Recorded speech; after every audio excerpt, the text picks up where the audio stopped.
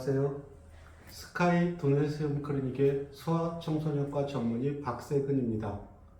오늘은 경계선 지능에 대해서 말씀드리겠습니다.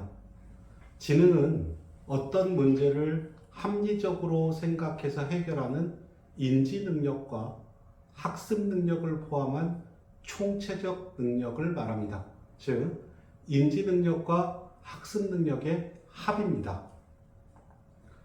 역사적으로 여러 학자들이 지능을 정의했는데 터먼은 추상적 사상을 다루는 능력이라 했고, 웩슬러는 목적 있는 행동을 하고 합리적으로 사고하며 환경을 효과적으로 다루는 개인의 종합 능력이라고 했으며, 게이지와 버라이언은 지능에 대한 여러 개념들을 종합해서 세 가지 능력으로 정의했는데, 추상적인 것을 다루는 능력, 적응 능력, 그리고 학습 능력이라고 정의했습니다.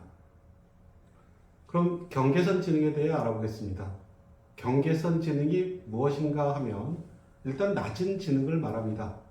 그럼 어느 정도 낮은 지능을 낮은 지능이라 하겠느냐라고 얘기한다면, 웩슬러 기준으로는 IQ 71에서 79 사이이고 DSM 기준으로는 IQ 71에서 84까지입니다.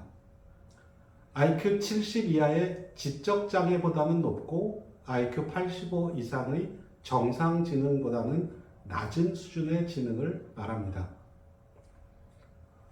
경계선 지능을 가진 사람들의 일반적 특징을 보면 기억력이 나쁘고 사회적 관계가 결핍돼 있고 의사소통 능력이 부족하며 어휘 구사가 서툴고 주의가 산만합니다.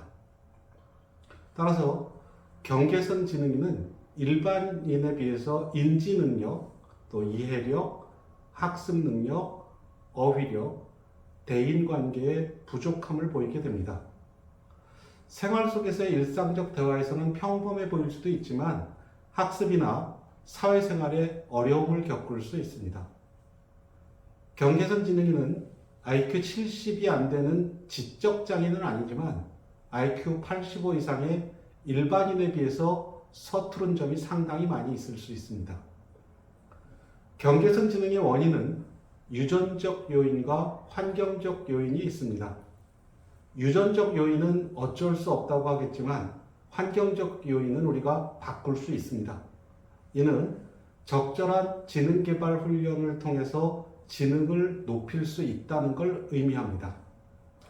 앞에서 이야기했지만 지능의 핵심은 인지 능력과 학습 능력의 총합입니다.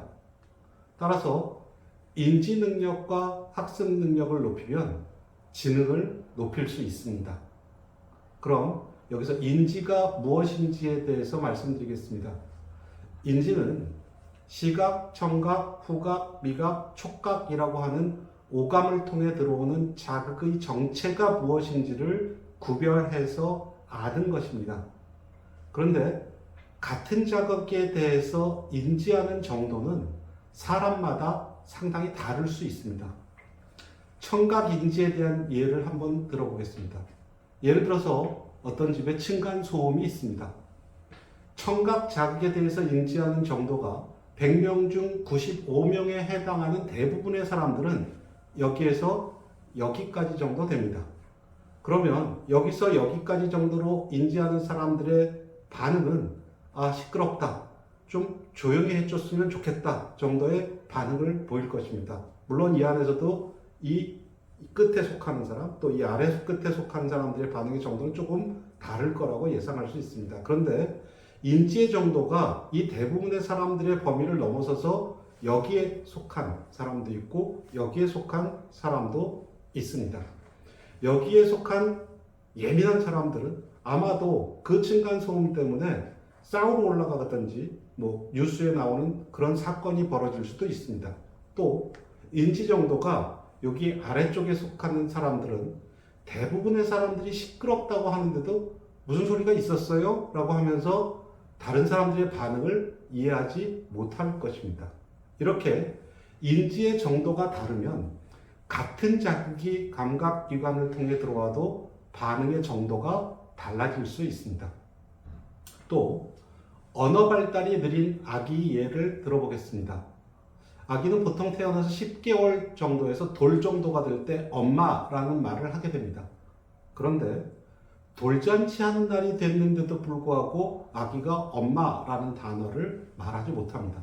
그러면 이제 엄마는 답답하고 걱정이 되니까 아기에게 엄마라는 단어를 가르치려고 아기를 보면서 내가 엄마야, 엄마 해봐 라고 반복해서 아기를 보면서 연습을 시켜봅니다. 그렇지만 아기는 엄마를 빤히 쳐다보면서도 엄마라는 말을 하지 않습니다. 그러다 한 18개월쯤 돼서야 엄마를 처음 하게 됩니다.